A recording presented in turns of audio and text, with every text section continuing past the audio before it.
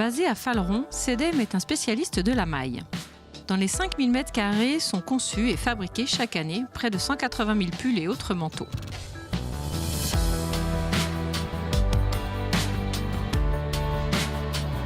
La cinquantaine de collaborateurs que compte l'entreprise œuvrent pour réaliser un chiffre d'affaires de 6 millions d'euros, dont 20% à l'export. Chaque année dans les ateliers, l'équivalent de 3 allers-retours entre la Terre et la Lune sont utilisés en longueur de fil. Nous sommes accueillis par Gaëtan Maillet, le PDG, qui a bien les pieds sur terre. Bonjour Gaëtan. Bonjour Sandra. Merci de nous accueillir donc chez CEDEM. Oui. Une entreprise qui a été créée en 1936 par vos aïeuls. Oui, aïeul, enfin arrière-grand-mère. Arrière-grand-mère, oui, c'est avec ça. son fils. Donc ça fait, c'est la 4e génération aujourd'hui. Donc en fait, mon grand-père Florimond a transmis, on va dire, le virus à ses 2 fils, Jean-Luc et Jacques, et qui ont, on va dire, il y a mon père Jacques a transféré également le virus à ses 3 enfants qui travaillent aujourd'hui dans l'entreprise. D'accord. Alors le cœur de métier, c'est le travail de la maille. Le travail de la maille et le tricotage sur métier rectiligne et éventuellement circulaire, mais qui, on va dire, nous a permis d'évoluer au fil des années et nous adapter au marché au fur et à mesure de ces changements. Alors, quand on est spécialiste de la maille, donc on a des machines qui s'appellent des tricoteuses. Exactement. D'accord. Qui sont programmées. Donc on a une équipe de techniciens en tricotage qui vont développer les mailles selon les demandes du styliste. Donc il y a d'abord une phase informatique de programmation. On va dire qu'on peut les tricoter à la main sur les vieux métiers à main, mais c'est plus agréable de le faire en informatique. D'accord. Les réglages sont plus rapides et la mise en œuvre également. Donc on a des techniciens qui préparent les machines, des tricoteuses, et puis ensuite on a... des bonnetiers qui font le suivi de production. D'accord. Et on va établir en fait des programmes qui vont être soit à la taille, soit un peu plus génériques. Et on va créer des éléments, donc soit des panneaux, qui seront ensuite stabilisés et coupés avant d'être confectionnés.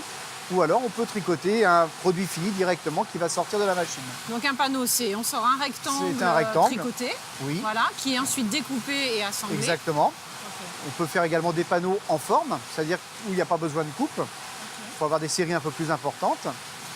Et puis après, la machine peut être également un peu magicienne.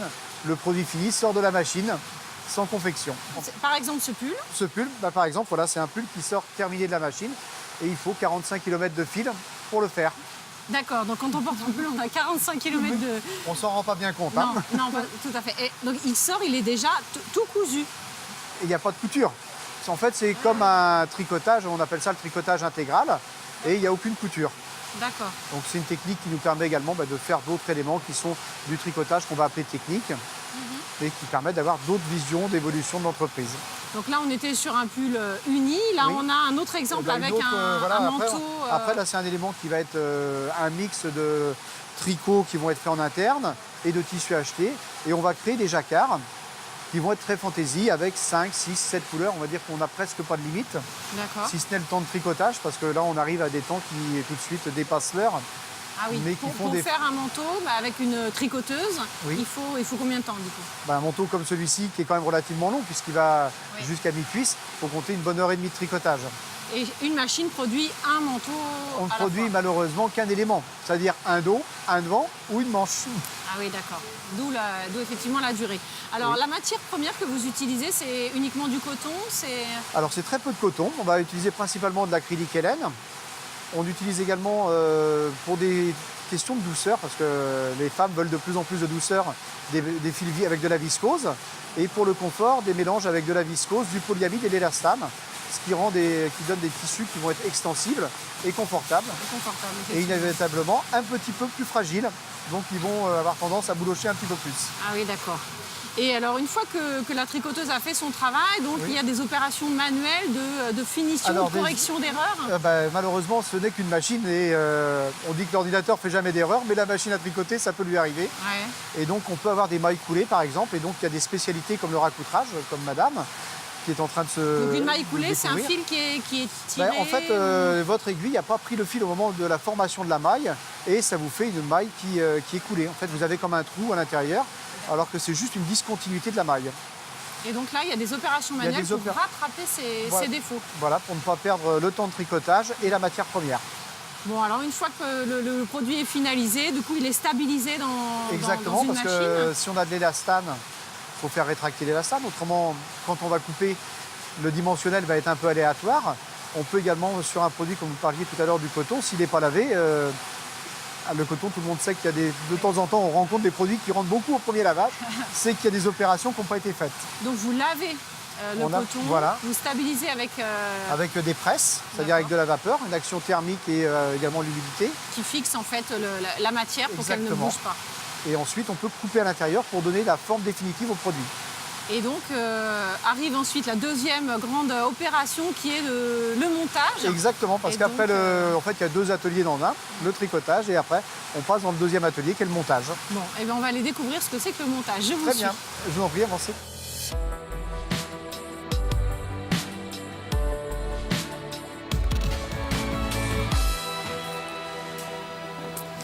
Alors, Oui. nous voilà donc dans l'atelier de montage. Exactement. Parce qu'une fois que le produit finalement est stabilisé, Il est d'abord coupé, oui.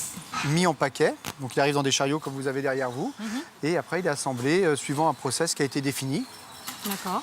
et avec des opérations de préparation, puis après un assemblage final. De finition, les boutons, etc. Les boutons, les boutonnières, et puis tout type d'opérations qui peuvent arriver dessus, avec des opérations plus type maille comme le remaillage, qui sont des opérations qui sont un petit peu plus spécifiques à notre métier, Oui. et des assemblages également qui sont plus spécifiques à notre métier, puisque c'est quand même un monde un peu C'est à un peu part. particulier. Il y a des formations qui existent de façon spécifique sur la maille. Alors, les formations sont le plus souvent sur la partie chaîne et trame, c'est-à-dire la partie tissu, D'accord. et moins sur la partie maille, parce que c'est moins couture. C'est normalement dans la partie maille, toutes les formes sont données au tricotage, et l'assemblage se fait en remaillage. Je n'ai pas tout compris. Ne vous inquiétez pas. Mais voilà, quand on est sur du luxe, Oui. on est sur des finitions qui sont beaucoup plus pointues que ce qu'on va réaliser ici, D'accord.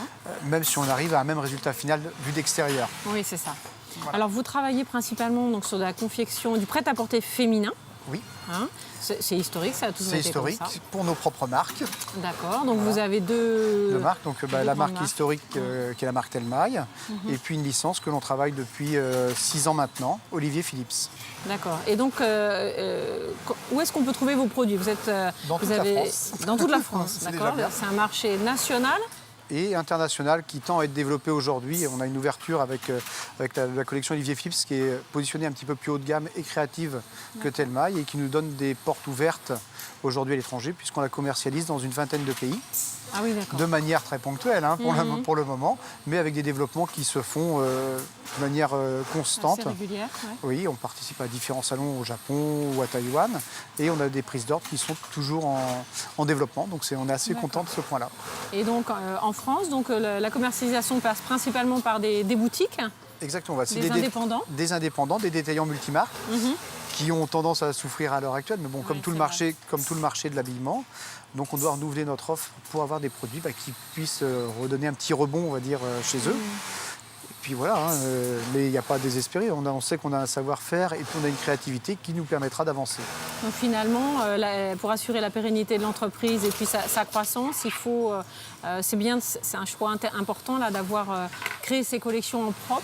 Oui, créer ces collections et quand on est tricoteur, avoir l'outil pour créer les collections, c'est primordial. Ouais. Parce qu'on ne peut pas partir d'un dessin et aller tricoter. Faut pouvoir, la maille, c'est vivant, il faut la toucher, il faut la sentir. Ça rentre malheureusement pas comme sur un morceau de papier ou sur un écran d'ordinateur. D'accord. Alors les perspectives d'avenir pour CEDEM, c'est quoi? C'est ce développement à l'export? Le développement à l'export, redynamiser un petit peu la France, mais on sait qu'on a déjà, avec 650 points de vente, on est déjà un petit peu au maximum aujourd'hui. Donc peut-être développer les ventes dans les points, chez ces détaillants. Oui. Et puis après, avoir des ouvertures sur des produits peut-être un petit peu plus techniques, comme j'ai pu vous montrer tout à l'heure, qui nous permettent d'avoir une activité qui soit plus régulière dans l'entreprise parce qu'on a une activité saisonnière. Et notre défi, c'est réussir à lisser une activité saisonnière. Mais c'est vrai que oui, l'été, on porte moins de pulls. Et donc les collections, c'est plus compliqué, effectivement. Tout dépend de ce qu'on fabrique comme pull. Il faut pouvoir faire d'autres choses. Alors, pourquoi pas. On peut faire des éléments qui vont rentrer dans un pull pour avoir des produits plus originaux. Des parties finalement d'un t-shirt, ce qu'on appelle un parement, justement. Un parement. Exactement. Ou autrement, développer des produits qui vont vers d'autres marchés.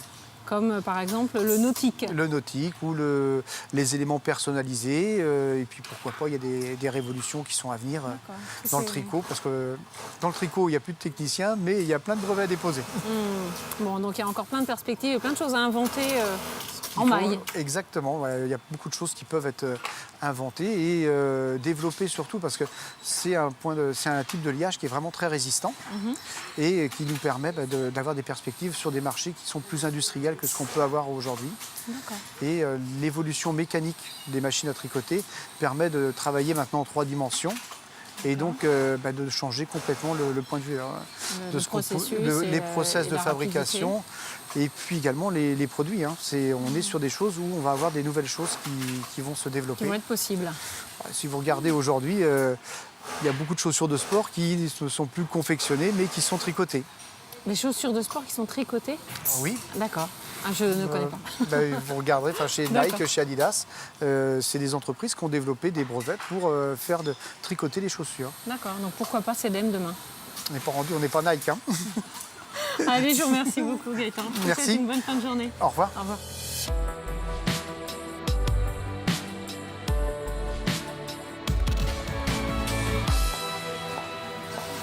Tout comme les secteurs de la mécanique ou de la métallurgie, le secteur de la confection est sous tension depuis de nombreuses années. Au-delà d'un marché en mutation, l'enjeu majeur est de trouver de la main-d'œuvre qualifiée et même à former pour pouvoir pérenniser le savoir-faire. Si rien n'est fait pour relancer l'attractivité de ces métiers, la compétence risque de disparaître au fur et à mesure des départs en retraite, pénalisant ainsi tout un pan de notre économie. À méditer au sein de la filière. Je vous dis à bientôt pour un prochain Mageco.